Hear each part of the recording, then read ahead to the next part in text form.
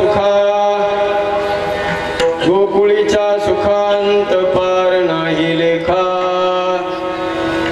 बाळ कृष्ण नंदा घरी आनंदल्या नरनारी गुडिया तोरणे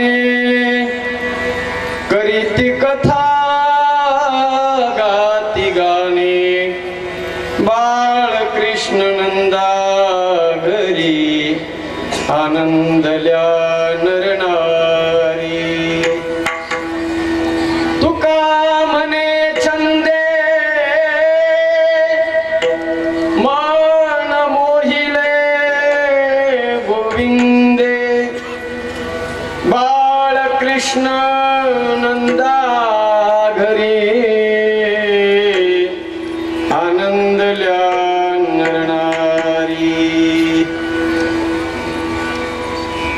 जन्माद्यशेतून वयादितरतश्चार्थेषु स्वराट तेने ब्रह्महृदाय आदि कवये मुह्यन्ति यत्सूरयः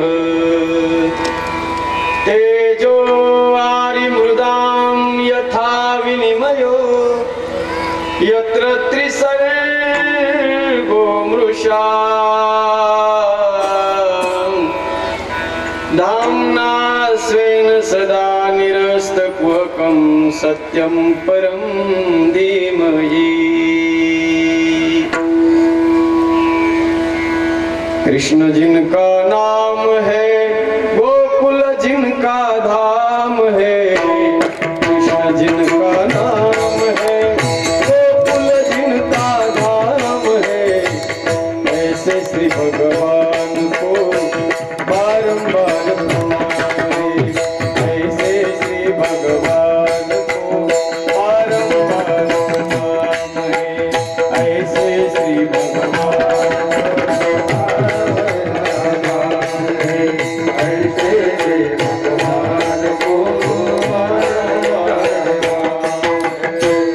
यशोदा जिनकी मैया नंद जुग मैया है यशोदा जिनकी मैया नंद जुग मैया ऐसे लीला राम को ऐसे राधे श्याम को बारंबार प्रणाम है बारंबार प्रणाम है बारंबार प्रणाम है बारंबार प्रणाम है बारंबार प्रणाम बारंबार प्रणाम है बारंबार प्रणाम है देवा अधिदेवा जगत जीवा जगत जीवा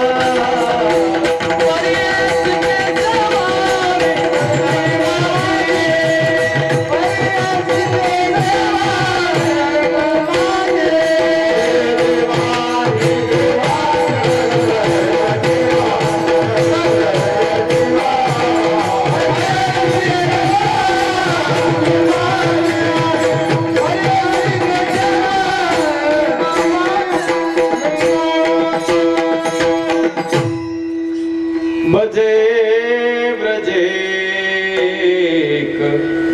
मंडलम समस्त पाप खंडनम स्वभक्त चित्तरंजन सदैव नंदनंदनम भजे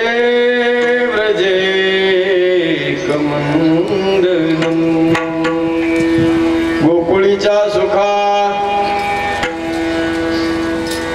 गोकुळीच्या सुखांत पार नाही लेखा बाळ कृष्ण नंदा घरी आनंदल्या नरनारी अनंत गोपाळ भूषित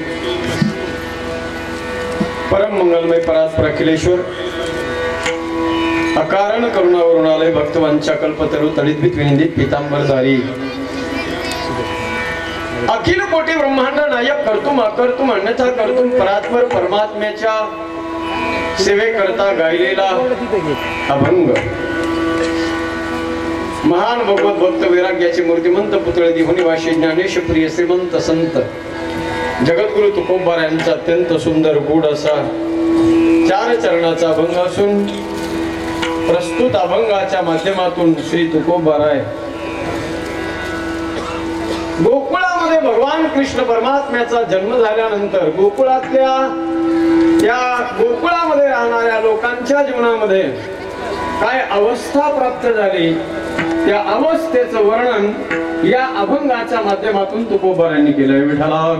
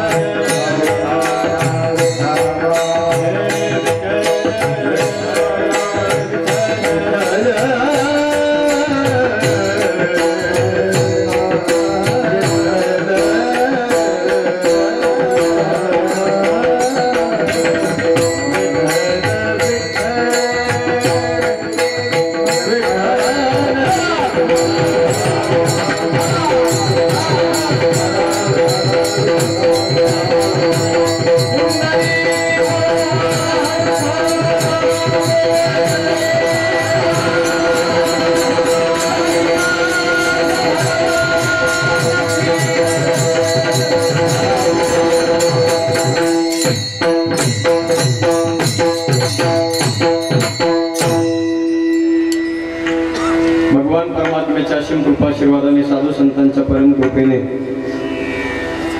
मौजे अंबरवाडी या सुंदर आणि गोड गावामध्ये श्री संत संताबाई महाराजांच्या मंदिराच्या कलशारोहण सोहळा तथा सभागृह लोकार्पण सोहळ्याच्या निमित्ताने भव्य आणि दिव्य अशा स्वरूपातील संपन्न होत असलेला हा निको कमी करा श्री राम कथा ज्ञानयज्ञ सोहळा मोठ्या आनंदमय वातावरणामध्ये गेल्या 7 दिवसापासून संपन्न होतो आहे. महान संत महान विभूती ज्यांनी आपलं संबंध आयुष्य भगवान रामचंद्र परमात्म्याच्या चरणावर हनुमंतरायाच्या चरणी समर्पित केलं अशा श्री संत संताबाई महाराज हनुमंतरायाच्या निष्ठावंत उपासक महिला सुद्धा हनुमंतरायाची साधना महिला सुद्धा हनुमंतरायाची उपासना करू शकतात हे कलियुगामध्ये सगळ्या जगाला आणि सगळ्या लोकांना दाखवून देणार एक आदर्श उदाहरण म्हणजे संताबाई महाराज सज्जन. आजकाल प्रत्येक समाजामध्ये गावागावामध्ये फक्त एकच बिंबवल्या गेलेले लोकांनी मनामध्ये की महिलेनं मारुतीरायाचा पार चढायचा नाही, महिलेनं मारुतीरायाची पायरी ओलांडायची नाही. गावागावात आणखीन बी चालू परंपरा. काही काही गावामध्ये पायरी सुद्धा ओलांडत नाहीत महिला मंडळी. पण असं अजिबात काही नाही सज्जन. कुणी प्रयत्न कुणी नियम काढून ठेवले कुणी नाही, देव जाणे. हनुमंतरायाची आराधना हनुमंतरायाची साधना या जगात कुणी पण करू शकतं सज्जन हो, लक्षात घ्या. त्या हनुमंतरायाच्या हनुमान चालीसेमध्ये एक चौपाई आहे. जो यह पडे हनुमान चालीसा होई सिद्धि साखी गो चौपाईचा अर्थ असा आहे, जो यह पडे हनुमान चालीसा, जो हनुमंतरायाची सेवा करेल, जो हनुमंतरायाची भक्ती करेल, जो हनुमंतरायाची साधना करेल, म्हणजे जो म्हणजे कोण, जो यह पडे, याचा अर्थ असा नाही जो पुरुष यह पडे हनुमान चालीसा, पुरुष असा नाही शब्द वापरला, जो म्हणजे कुणी बी, नर अथवा नारी हो का जरी दुराचारी, मुखी गाता हरी पवित्र तो, कुणी बी असू द्या, सगळ्यांना अधिकार आहे हनुमंतरायाची साधना करण्याचा. फक्त जुन्या काळातल्या लोकांनी या मर्यादा परंपरा याच्यासाठी घालून दिल्या होत्या की जुन्या काळातल्या लोकांच्या जीवनामध्ये एवढी जागृती नव्हती, आणि जागृती नसल्यामुळे पुण्य करता होय पाप असं व्हायला नको. पुण्य करायला जावं, पुण्य करता करता पाप व्हावं. कारण आपल्याकडून जर पावित्र्य सांभाळल्या नाही गेलं, पवित्र जर सांभाळल्या गेलं नाही, आणि जर आपण अपवित्र अवस्थेमध्ये हनुमंतरायाच्या दरबारात गेलं, आणि तर दर्शनाचा जरी भाव तुमच्या मनात चांगला असेल, आणि तुम्ही दर्शनाला जरी गेलात, तिथं तुमच्या अंतःकरणामध्ये भाव चांगला आहे, पण तुमचं जीवन जर पवित्र नसेल, शरीर जर पवित्र नसेल, भगवंताच्या साधनेसाठी, भगवंताच्या उपासनेसाठी, भगवान परमात्म्याच्या भक्तीसाठी तनाची बी पवित्रता पाहिजे, मनाची बी पवित्रता पाहिजे. दोन्ही गोष्टी पवित्र पाहिजेत, आणि ते पावित्र्य कदाचित त्या काळामध्ये राखल्या जात नसेल, म्हणून लोकांनी प्रत्येक मॅन टू मॅन प्रत्येक माणसाला समजावून सांगत बसण्यापेक्षा जुन्या वारकरी लोकांनी, जुन्या धार्मिक लोकांनी नियमच लावून टाकला की बाबांनो, महिला मंडळीने हनुमंतरायाच्या मंदिरात जायचंच नाही. ना बजे काय ते ना रहेगा बास और ना बजेगी बासुरी. पण असं काही नाही. कलियुगातलं आदर्श उदाहरण म्हणजे संतबाई आहेत सज्जन हो. अधिष्ठान हनुमंतरायाचं जुन्या गावामध्ये त्याला आणण्याचा प्रयत्न केला गावकरी लोकांनी. शिवलिंगाचं अधिष्ठान, हनुमंतरायाचं अधिष्ठान, पण न आणता आल्यामुळे, पण तशा परिस्थितीमध्ये सुद्धा त्या माऊलीनं आपली भक्ती सोडली नाही. पाणी असू द्या, काही असू द्या, कशी परिस्थिती असू द्या, त्या प्रत्येक परिस्थितीमध्ये साधना सोडली नाही. मला त्यांच्या जीवन चरित्राकडे पाहिलं की एक आठवतंय बघा, एक उदाहरण आठवतंय. मागच्या 2 महिन्यापूर्वी नर्मदा नदीच्या काठावर एक साधू राहत होते. त्यांचं नाव होतं सियाराम बाबा. मोबाईलवर रील्सवर पाहिलं असेल तुम्ही. अतिशय काटक शरीराचे सियाराम बाबा म्हणून. अंगावर कपडा नव्हते, फक्त लंगोट असायचा. त्या नर्मदेला केवढा विपूर आला. नर्मदेच्या मध्ये जे हनुमंतरायाचं मंदिर असायचं, त्या मंदिराची भक्ती, मंदिराची पूजा त्या महात्म्याला कधी बंद नाही पडू दिली. आपण कोण असतो पूजा करणारे, आपला फक्त भाव पाहिजे. आपली पूजा स्वीकार करण्यासाठी परमात्मा उभा राहत असतो सज्जन. फक्त आपला भाव पवित्र असणं गरजेचं आहे. ते सियाराम बाबा कशा बी परिस्थितीमध्ये, नर्मदेला पूर जरी आला तरी ते कमरे एवढ्या, छाती एवढ्या पाण्यातून, त्या नर्मदेचं पाणी म्हणजे आपल्याकडच्या नद्यासारखं शांत वाहणारं नाही, अतिशय प्रचंड वेग आहे त्या पाण्याला. पण तरी तो महात्मा जायचा आणि पूजा करायचा हनुमानजीची. आणि मला वाटतं आज हे जे नंदनवन आपल्या या अंबरवाडी नगरीमध्ये, अंबरवाडी म्हणजे सज्जन हो, आज खऱ्या अर्थानं ही अंबरवाडी नाही, संत सभा चहुदिसी अवराई. अवराई हा शब्द हिंदी आहे, पण त्याचा शब्दाचा अर्थ आहे त्याच्या अंबराई. अंबराई, आंबा हा फळाचा राजा आहे, फळाचा राजा आहे. आणि खऱ्या अर्थाने तो आंबा खऱ्या अर्थानं गोड तेव्हा लागत असतो जेव्हा संत रूपी पोपटाची चोच त्या आंब्याला लागते ना, त्यावेळेला आंब्याला गोडवा येतो. तुम्ही पाहिलं असेल जुन्या काळामध्ये त्याला पाकर खाती म्हणायचं. पोपटानं चोच मारल्याशिवाय आंबा पाडायला लागत नाही बरं का. आणखीन बी पोपटाने जोपर्यंत चोच मारत नाही तोपर्यंत आंबा पाडायला लागत नाही. त्याच्या कैऱ्या तशाच राहतील आणि त्या सडून जातील. पण पोपटाची चोच लागल्याशिवाय पाडायला लागत नाही आंबा सज्जन. आणि पोपटाची, शुकरूपी पोपटाची त्या चोच लागली की आंब्याला गोडवा प्राप्त होतो.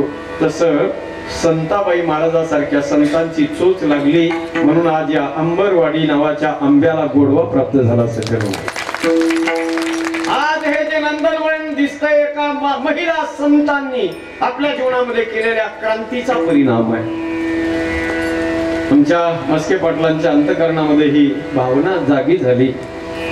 बऱ्याच दिवसापासूनची असंती हा मस्के पाटील परिवार, त्यामध्ये सौभाग्यवती शशिकलाबाई व्यंकटराव मस्के या दोन्ही दाम्पत्याच्या अंतःकरणामध्ये त्यांच्या चिरंजीवाच्या समोर त्यांनी आपल्या मनातली इच्छा व्यक्त करून दाखवली आणि त्यांनी सुद्धा आपल्या आई वडिलांच्या अंतःकरणात निर्माण झालेला भाव तो पूर्ण करायचा असं ठरवून सुंदर असे मंदिर निर्माण केलं. नुसतं मंदिरच नाही तर त्या मंदिराला सुंदर अगदी तीर्थक्षेत्राला लाजवेल एवढं गोड आणि सुंदर देखणं मंदिर या ठिकाणी उभं केलेलं आहे. या परिवारासाठी एकदा सगळ्यांनी जोरदार टाळी वाजवायची. आपल्या स्वखर्चाने गेल्या 7 दिवसापासून या पवित्र प्रांगणामध्ये हा उत्सव आणि हा सोहळा या ठिकाणी संपन्न होतोय. महाराष्ट्रातील सर्व नामांकित मंडळी या उत्सव आणि सोहळ्यासाठी उपस्थित राहिलेत आणि राहणार पण आहेत. त्यामध्ये राजकीय क्षेत्रातले असतील, धार्मिक क्षेत्रातले असतील, सामाजिक क्षेत्रातले, अन्य क्षेत्रातल्या प्रत्येक महान हस्तींना त्यांनी या ठिकाणी बोलवलंय आणि त्यांनी आपली उपस्थिती या ठिकाणी दाखवलेली आहे. या कीर्तनासाठी सुद्धा आवर्जून खऱ्या अर्थानं त्यांची इच्छा होती की या पवित्र प्रांगणामध्ये कथा झाली पाहिजे. पण मस्के साहेब, तुमची इच्छा असून माझी इच्छा असून उपयोग होत नाही. याच्यामध्ये अस्तित्वाची इच्छा असावी लागते, अस्तित्वाची. ज्या वेळेला भगवंताची अस्तित्वाची इच्छा होते तेव्हा आपण कितीही प्रयत्न करा नका करू, अस्तित्व ठरवत असतात. आणि त्यांची संकल्पना होती. मग ते म्हटले चला महाराज, कथेचं काही नियोजन नाही झालं पण कमीत कमी शेवटचं कीर्तन तरी तुम्ही आम्हाला द्या. आणि आमचे अतिशय ऋणानुबंध आहेत आणि ऋणानुबंधाच्या माध्यमातून आणि त्यांच्या परिवारावर आणि माझ्यावरही विशेष ज्यांचं प्रेम आहे असे आमचे प्रसादराव गडदे साहेब यांच्या माध्यमातून या सेवेचं निमंत्रण माझ्यापर्यंत पोहोचलं. खऱ्या अर्थाने अतिशय सुंदर असं हे आयोजन नियोजन केलेलं आहे. एका छोट्याशा अंबरवाडी म्हटलं की वाडी म्हणलं की वाडीच असते. गाव म्हटलं की जरा वजनदार असते. वाडी म्हणजे छोटी असं एक माणूस असतो. पण वाडी राहिलीच नाही सज्जन. या वाडीला तीर्थक्षेत्राचं स्वरूप आज प्राप्त झालेलं आहे. पहा, आळंदी पंढरी सारखं वातावरण या ठिकाणी झालेलं आहे. आपण सर्व रसिक श्रोते सज्जन उपस्थित आहात. सगळ्यांच्या चरणावर मनोभावे वंदन करतो. गोड ज्यांनी चाल गायली, महाराष्ट्राचे कोहिनूर असणारे गायनाच्या क्षेत्रातले माझे परमस्नेही परम आदरणीय संगीत अलंकार आदरणीय श्री रामानंदजी महाराज ढाले गुरुजी. असं वाटत होतं चाल संपूच नाही. जोरदार टाळी वाजवा एकदा, जोरदार सगळ्यांनी. सुंदर असे त्यांना साथ ज्यांनी केले आमचे संगीत अलंकार असणारे माऊली महाराज वायसे महाराजांसाठी सुद्धा एकदा जोरदार टाळी वाजवायचे. गोड त्यांच्या दोघांच्या गाण्याला मृदंगाची साथ करणारे आमच्या मृदंगाचं वैभव आमच्या गुरुजीचे शिष्य आहेत आणि अतिशय गोड मृदंग वादक आहेत आमचे वैभव महाराज बांगर. एकदा महाराजांसाठी सुद्धा जोरदार टाळी वाजवायचे. सुंदर अशी साऊंड सिस्टम आमचे दादा ऑपरेट करतात. काय नाव तुमचं? सुरेश महाराज. वा, मनापासून धन्यवाद. व्यासपीठावर असणारे आपण सर्व महाराज मंडळी, मान्यवर मंडळी, सगळ्याला मनस्वी वंदन आहे. आमचे युट्यूब वाले दादा, तुम्हालाही मनापासून धन्यवाद. इकडे माझ्या बरोबर आलेले भागवताचार्य सोमेशजी महाराज, आपल्यालाही मनस्वी वंदन करतो. चोपदार आहेत.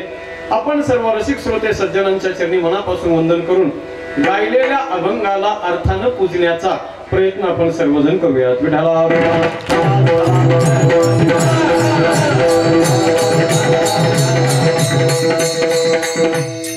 अभंग अत्यंत सुंदर गोड असा अभंग आहे सज्जन हो. गेल्या 7 दिवसापासून चालू असलेल्या या रामकथा ज्ञान यज्ञाची, ज्यांच्या उज्ज्वल आणि रसाळ वाणीच्या द्वारे ही रामकथा संपन्न झालेली आहे, आदरणीय आपल्या भागाचं वैभव भूषण असणारे गंगाधरजी महाराज मुंडे सावरगावकर महाराजांच्या उज्ज्वल आणि रसाळ वाणीच्या द्वारे ही कथा संपन्न झाली आणि आज 7 दिवसाच्या यज्ञाची परिपूर्णता पूर्णाहुती आज या काल्याच्या माध्यमातून होत असताना अभंग सादर केलाय. जगद्गुरु तुकोबारायांचा गोड अभंग आहे. अंतकरणाची कानं करून सगळ्यांनी कीर्तन ऐकायचे. फार सुंदर भाव या अभंगाचा आहे. गोकुळामध्ये कृष्ण परमात्म्याचा जन्म झाला आणि महाराज म्हणतात त्या गोकुळाचं सगळा कायापालट झाला. चैतन्य आलं त्या गोकुळामध्ये. जगाचा बाप ज्या गोकुळामध्ये जन्माला आला सज्जन हो त्या गोकुळामध्ये काय कमी. स्पष्ट शब्दामध्ये उल्लेख केलाय संतांनी. कृष्ण गोकुळे जन्मला दुष्टा चळकाप. कृष्णाचा जन्म झाला म्हणून सांगितलंय. तसं बघायला गेलो सज्जन हो तर देवाचा जन्म होत नसतो. जन्म तुमच्या आमच्या सारख्या सामान्य जीवाचा होतो. देव हा प्रगट होत असतो. देवाचा अवतार होत असतो. अवतार होतो देवाचा. पण संतांनी सांगितलं देवाचा जन्म झालाय. देवानं जर ठरवलं तर देव जन्म सुद्धा घेऊ शकतो सज्जन हो. अवतार देवाचा होतोय. अवतरती अवतरित होणे असा त्याचा अर्थ होतो. अवतरती तृतरती या शब्दाचा अर्थ होतो तरुण जाणे. पण अव उपसर्ग लागल्यामुळे अवतरित होणे खाली येणे असा अर्थ झाला. भगवान परमात्म्याने स्वतः ठरवलं मला गोकुळामध्ये जन्म घ्यायचा आहे. कशासाठी देवाला यायचंय तर देवानं ठरवलं सज्जन हो गोकुळात